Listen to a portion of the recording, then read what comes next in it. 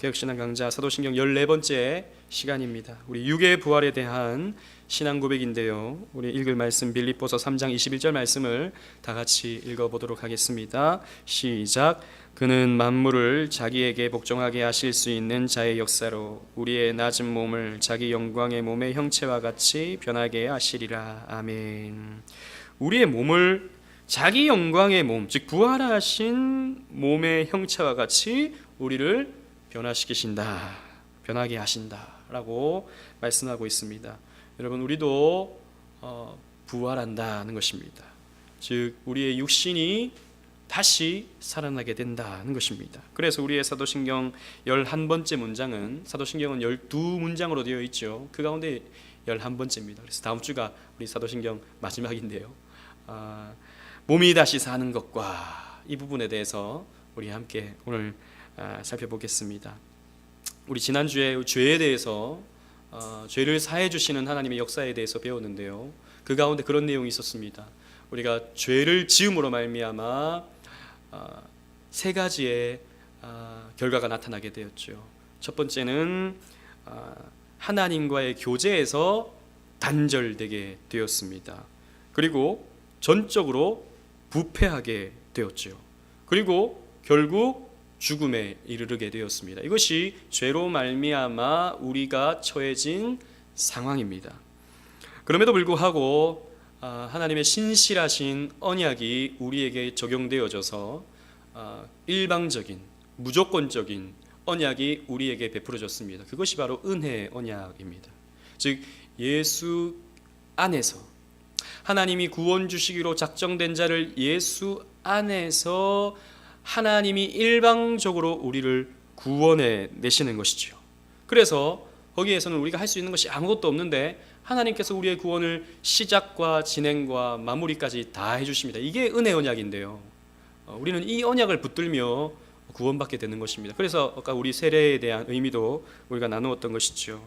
이 결과로 말미암아 우리는 하나님과의 관계가 회복되었습니다. 물론 우리는 지금 하나님과 직접적인 만남 이런 것은 아니죠. 그러나 예수 그리스도의 중보자를 통해서 우리는 하나님과 교제할 수 있게 되었습니다. 그래서 하나님을 여러분들의 누구로 부릅니까? 아버지라 부를 수 있게 되었죠. 그리고 하나님께 기도할 수 있게 되었죠. 하나님의 도우심을 얻을 수 있게 되었습니다. 그리고 전적으로 부패했던 우리가 죄를 이겨나갈 수 있는, 여전히 죄를 짓지만 그래도 한편으로는 죄를 정복해 나가는 그런 삶을 살게 되는 것이죠. 여러분, 이 말은 다르게 좀 표현하면 이렇게도 표현할 수 있습니다. 여러분들이 죄 짓는 것이 불편해지는 것입니다.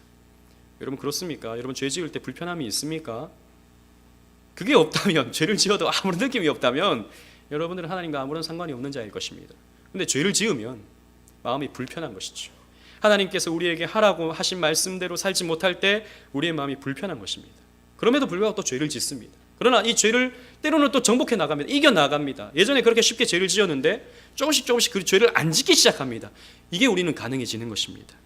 그리고 궁극적으로 우리는 생명을 얻게 되었지요. 이 생명을 우리에게 영원히 주시기 위해서 우리의 썩을 육신으로 하여금 벗어버리게 하여 주시고 우리에게 새 몸을 허락해 주십니다. 그것이 바로 육의 부활인 것이죠. 여러분, 예수님께서 이 땅에 다시 오실 때 우리를 부활시켜 주시는데 단순히 우리의 어떤 영혼이 다시 살아나는 것 결코 아닙니다. 우리의 육이 부활한다는 것입니다. 그래서 몸이 다시 사는 것과 라고 표현하고 있는 것이죠. 우리가 쭉 살펴보시지만 사도신경은 크게 세 가지로 구성되어 있다고 그랬습니다. 첫 번째는 성부 하나님에 대하여, 두 번째는 성자 예수님에 대하여, 세 번째는 성령 하나님에 대하여 이렇게 구성되어 있는데, 오늘의 이 몸이 다시 사는 것과는 어느 하나님과 관련 있는 내용이겠습니까? 당연히 뒷부분에 있는 성령 하나님과 관련 있는 내용입니다. 성경이 그걸 우리에게 가르쳐주고 있죠. 로마서 8장 11절 말씀을, 교재에 있는 말씀을 다 같이 읽어보겠습니다. 시작. 예수를 죽은 자 가운데서 살리신 이의 영이 너희 안에 거하시면 그리스도 예수를 죽은 자 가운데서 살리신 이가 너희 안에 거하시는 그의 영으로 말미암아 너희 죽을 몸도 살리시리라. 그의 영으로 말미암아 너희 죽을 몸도 살리시리라. 성령으로 말미암아 우리를 다시 살리신다라고 말씀하고 있지요. 여러분 생각해 보십시오. 우리 사도신경의 내용을 한번 생각해 보십시오. 성령 하나님께서 교회를 세우십니다. 그 교회에서 교제를 가능케 하십니다. 그리고 그 교제를 통해서 모여서 함께 예배할 때 선포되는 죄사함의 복음이, 지난주에 우리 죄를 사해 주시는 것 말씀으로 우리를 사해 주신다 그랬습니다. 죄를 사해 주시는 그 복음이 우리를 구원하게 하지요. 그래서 그 구원으로 말미암아 우리의 몸이 다시 살게 되는 것입니다. 그래서 큰 그림으로 본다면 우리가 몸이 다시 살아나는 이 일이 성령 하나님의 사역이다라는 것입니다. 그런데 제가 몸이 다시 사는 것과 라고 하는 이 사도신경의 내용을 굳이 육의 부활이라고 표현한 것은 사실 몸이나 육이나 우리나라 말로는 똑같죠. 몸육자니까, 고기 육자 혹은 몸으로 표현할 수 있는 내용이니까, 즉 육체라는 말과 몸이라는 말이 우리나라 말로는 별 차이가 없습니다. 똑같이 사용됩니다. 그러나 라틴어나 그리고 헬라어 같은 경우에 육체와 몸을 엄격하게 구분하고 있거든요. 사도신경에서 표현되고 있는 몸이 다시 사는 것과를 조금 더 라틴어적으로, 그러니까 라틴어의 그 본의미를 듬뿍 담아서 해석해 본다면 육체가 다시 사는 것과라고 해석할 수 있습니다. 헬라어로 보면 육체는 사락스라는 말로 표현되고 몸은 소마라는 말로 표현됩니다. 구분된다는 것이죠. 몸은 그냥 소마는 그저 우리 이런 몸입니다. 그런데 육체는 죄를 향한 지향성이 있는 우리의 타락한 몸을 의미합니다. 여러분, 그래서 성경에 보면 육체를 굉장히 부정적으로 표현하죠. 갈라디아서 5장 17절 말씀을 우리 함께 읽어보도록 하겠습니다. 갈라디아서 5장 17절 읽어보겠습니다. 시작. 육체의 소욕은 성령을 거스르고 성령은 육체를 거스르나니 이 둘이 서로 대적함으로 너희가 원하는 것을 하지 못하게 하려 함이니라. 아멘. 여기서 보면 육체가 나오죠. 육체의 소욕은 성령을 거스른다. 우리 육체는 하나님의 뜻을 거스르는 거예요. 늘 끊임없이 죄를 향하여 방향이 설정되어 있습니다. 정신 차리지 않으면 우리는 늘 죄를 끊임없이 짓습니다. 마치 여름에 불을 향하여 마구 달려드는 나방들처럼, 그 나방들은, 하루살이들은 그 불을 향한 지향성이 있습니다.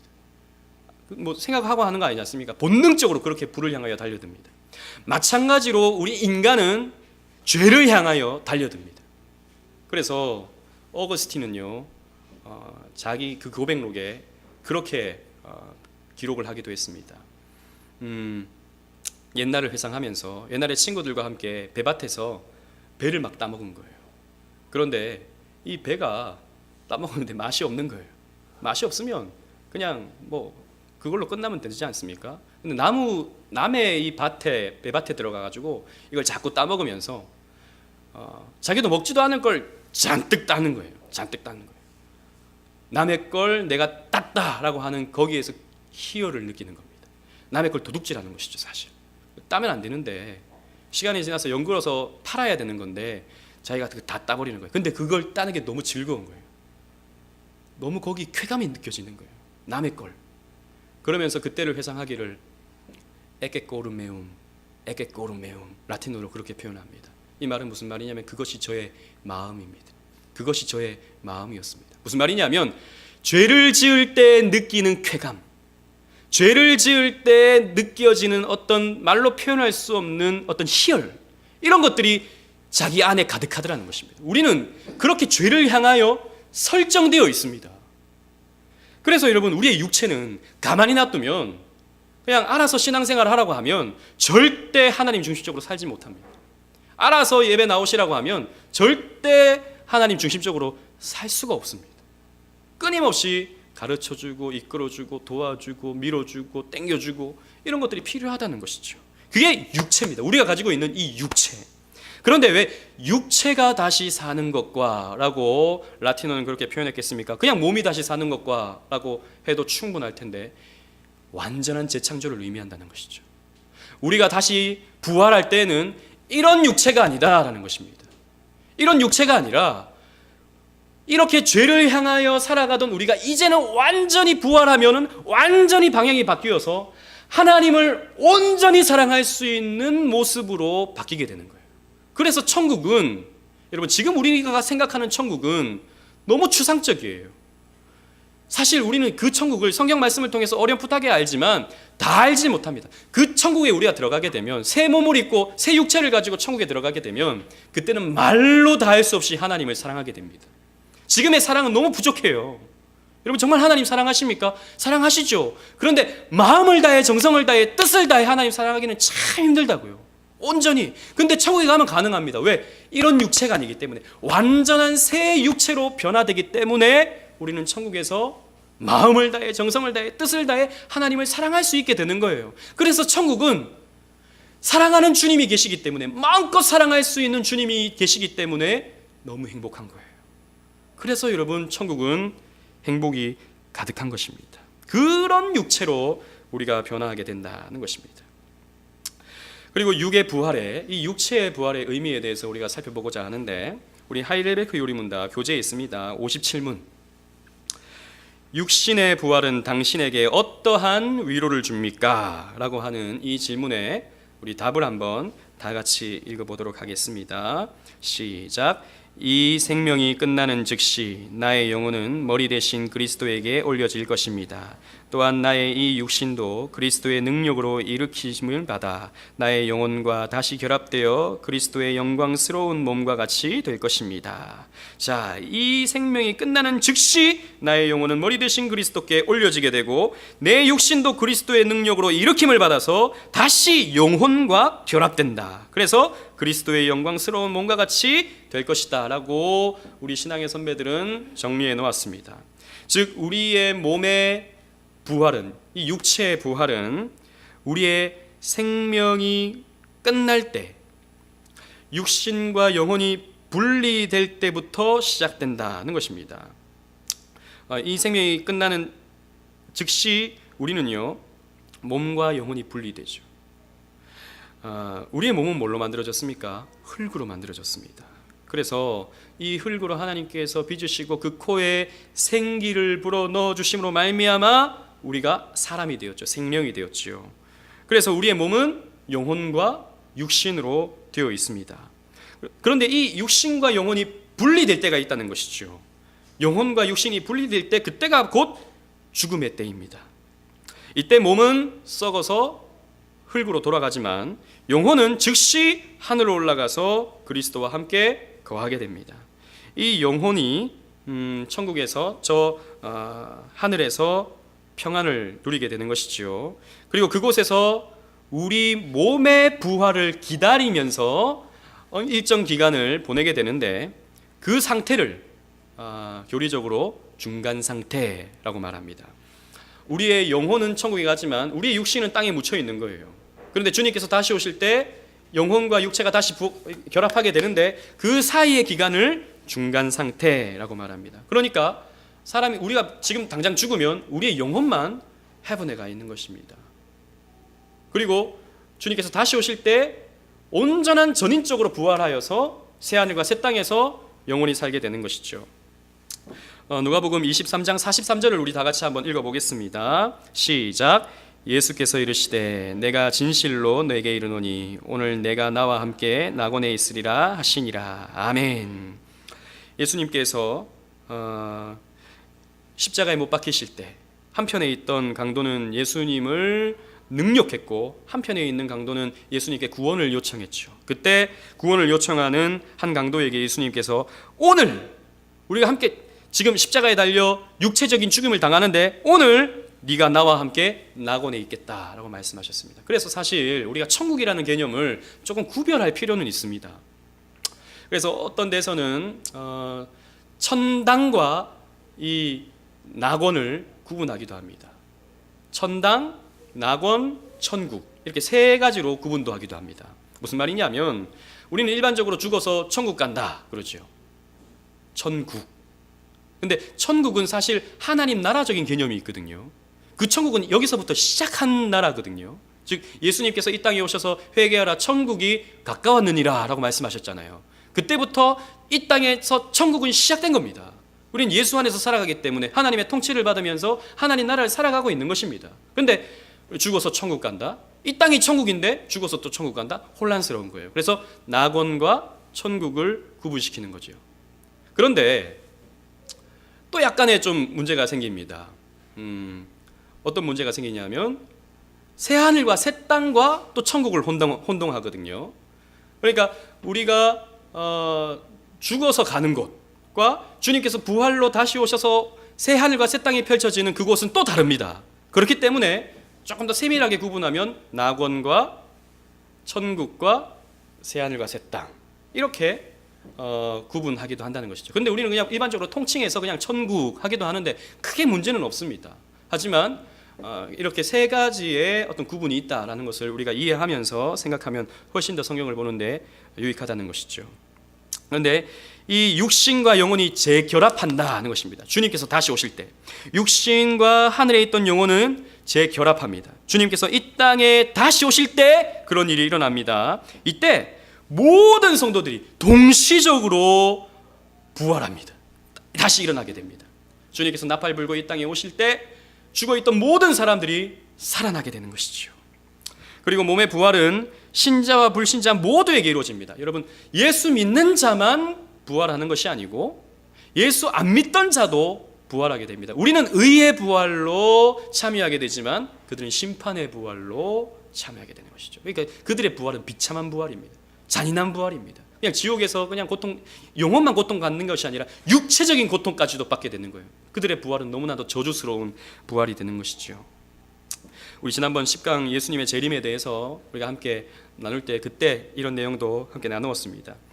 데살로니가전서 4장 16절 말씀을 우리 또 한번 읽어보도록 하겠습니다. 시작. 주께서 호령과 천사장의 소리와 하나님의 나팔 소리로 친히 하늘로부터 강림하시리니 그리스도 안에서 죽은 자들이 먼저 일어나고, 주님께서 나팔 소리로 친히 강림하실 때, 재림하실 때 그리스도 안에서 죽은 자들이 먼저 일어난다. 즉 죽었던 자들이 일어난다는 것입니다. 여러분, 얼마나 영광스러울까요?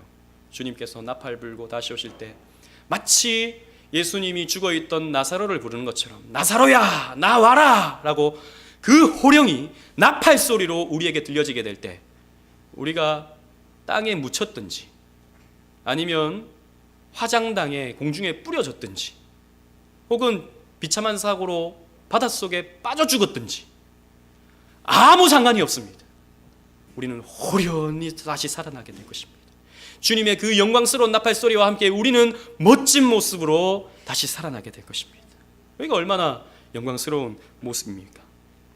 어떤 모습입니까? 그리스도의 영광스러운 몸같이 된다 그랬습니다. 사실 이것은 성경의 표현이지만 이것이 구체적으로 어떠한가는 잘 알지 못합니다. 그러나 성경의 표현을 우리 살펴보겠습니다. 썩지 아니할 몸으로 된다 그랬습니다. 여러분, 우리는 썩지 아니할 몸을 얻게 됩니다. 지금 우리의 몸은 썩습니다.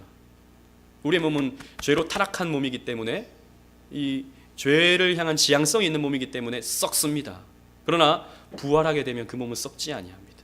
그러니까 완전히 다르죠. 그리고 새 하늘과 새 땅에서 영원히 살게 되는 거예요. 그러니까 썩을 일도 없는 겁니다. 영광스러운 몸으로 된다 그랬습니다. 독사, 즉 빛나는 몸이 된다는 것입니다. 지금 우리는 나이가 들어가면 점점 몸이 노쇠되고 고장이 나고 또 얼굴은 주름이 생기고 그러잖아요. 저도 여기 오랜만에 저 오랜만에 봤던 선호가 지난번에 아유 나이 드셨네요 그러더라고요. 나이 드셨네. 몇 년 만에 보니까 나이 들었죠. 우리 몸은 그렇게 나이 들어갑니다. 그러나 우리가 부활하게 될 때는 그런 게 없습니다. 영광스럽습니다. 항상 빛납니다. 영원히 빛나는 몸이 된다는 것이죠. 강한 몸이 됩니다. 병들지 아니한다는 것이죠. 지금은 우리 병들잖아요. 그래서 약 먹고 그래서 병원 가야 되고 또 치료받아야 되고 상처 나면 또 너무 아프고 병들면 너무 고통스럽고, 근데 그런 게 없다. 강한 몸이 된다는 것이죠. 신령한 몸이 된다 그랬습니다. 이 몸은 이전의 육체와는 다른 하나님께 온전히 드려짐직한 그런 몸, 하나님께서 기뻐 받으시는 거룩한 몸, 신령한 몸이 된다는 것입니다. 그리고 재밌는 것은 예수님께서 말씀하시기를 천국에는 시집가고 장가가는 것이 없다 그랬습니다. 여러분, 지난번에 우리 또 어버이 주일 때 그때도 말씀을 나누었는데요, 이 땅에서나 우리가 아버지, 어머니, 형, 누나 혹은 자녀 이런 게 있지, 천국 가면 그런 게 없다 그랬습니다. 천국에서는 오로지 우리의 아버지는 한 분, 하나님밖에 없습니다. 우리는 다 형제죠. 그렇기 때문에 거기에서는 시집가고 장가가는 일이 없습니다. 그래서 장가를 가려면 이 땅에서 빨리 가야 돼요. 천국 가면 기회가 없어요. 빨리 가야 됩니다.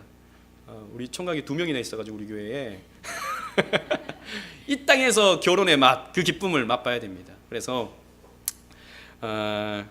천국에서는 시집가고 장가, 물론 이 땅에서의 결혼보다 훨씬 더 큰 기쁨이 천국에 있습니다. 그래서 안 가도 된다는 말은 아니지만 더 큰 기쁨은 천국에 있습니다.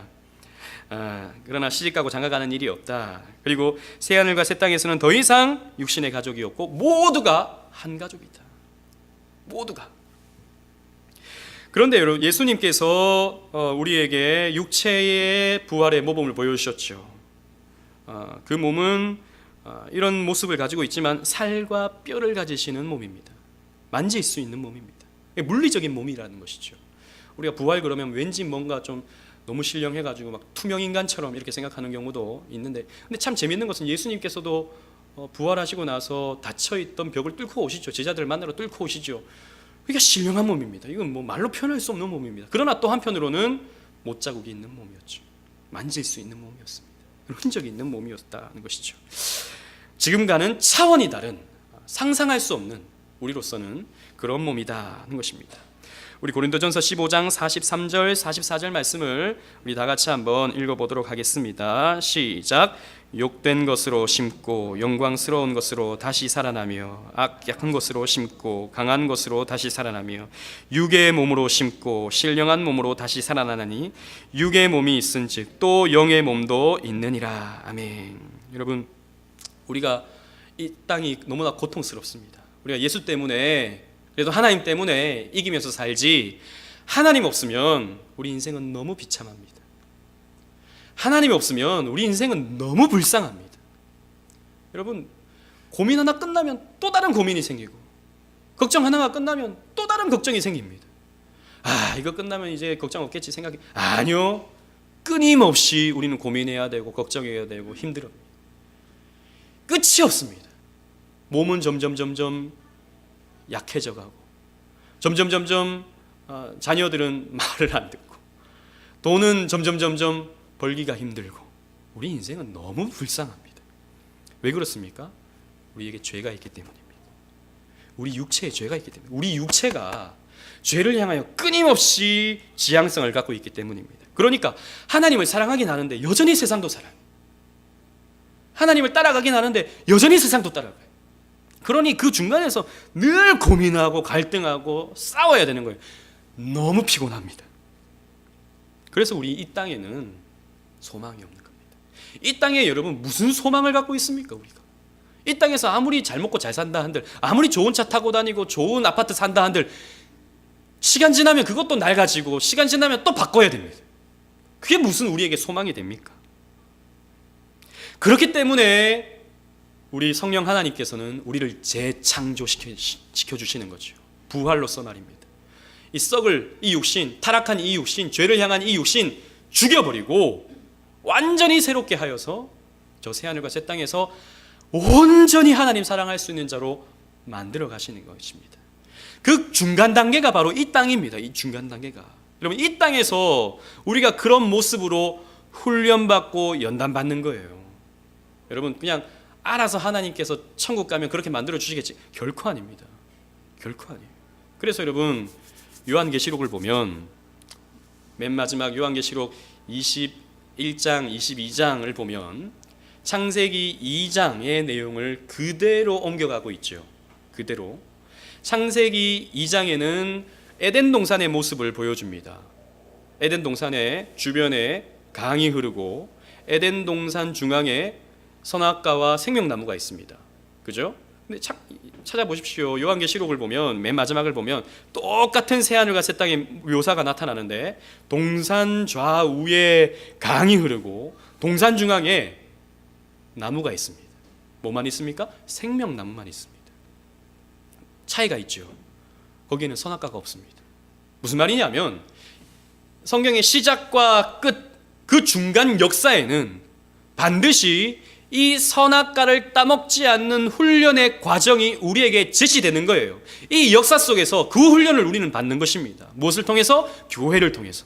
이 교회 속에서 말씀을 듣고 또 봉사를 하고 연단을 받고 또 여러 가지의 교육을 받음을 통해서 선악과 따먹으면 안 되는 것이구나, 나는 선악과 안 따먹어야지 라고 하는 배움을 얻고 그런 노력을 해야 되는 거예요. 그런 노력을 하는 자가 새하늘과 새 땅에 들어가면, 그런 훈련 코스가 끝난 자만이 새하늘과 새 땅에 들어갈 수 있게 되는 거죠. 새하늘과 새 땅에 들어가면 더 이상 시험거리가 없는 거예요. 왜? 이미 이 땅에서 이겼으니까. 근데 이 땅에서 이기는 훈련을 하지 않으면 못 들어가는 것입니다. 새하늘과 새 땅에. 물론 이 땅에서 우리 여전히 부족합니다. 여전히 세상 바라봅니다. 죄 짓습니다. 그러나 훈련해야 된다는 것이죠. 끊임없이. 그게 우리의 소망이기 때문입니다. 영원히 죽지 않는, 죄짓지 않는, 타락하지 않은 그런 몸을 갖고 우리는 저 새하늘과 새 땅에서 행복 가운데, 만족 가운데, 기쁨 가운데 살아간다. 이게 우리의 소망인 것입니다. 그리고 이 육체의 부활은 하나님 용서의 완성이라고도 할 수 있습니다. 여러분, 하나님께서 우리를 완전히 용서하실 그 표징이 무엇입니까? 우리의 부활일 것입니다. 우리는 하나님 용서하셨죠, 그죠? 이미 예수 그리스도의 피로 우리를 이미 용서하셨습니다. 그럼 더 이상 우리가 회개할 것이 없습니까? 아니죠. 끊임없이 또 우리는 죄를 짓거든요.